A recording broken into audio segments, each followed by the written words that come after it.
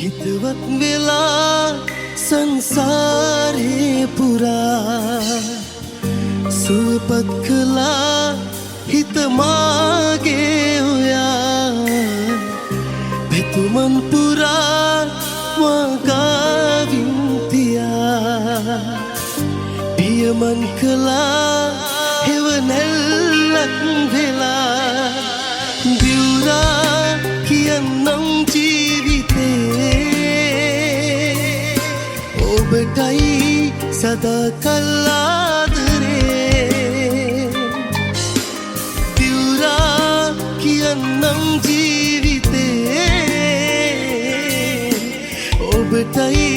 සදාකල් ආදරේ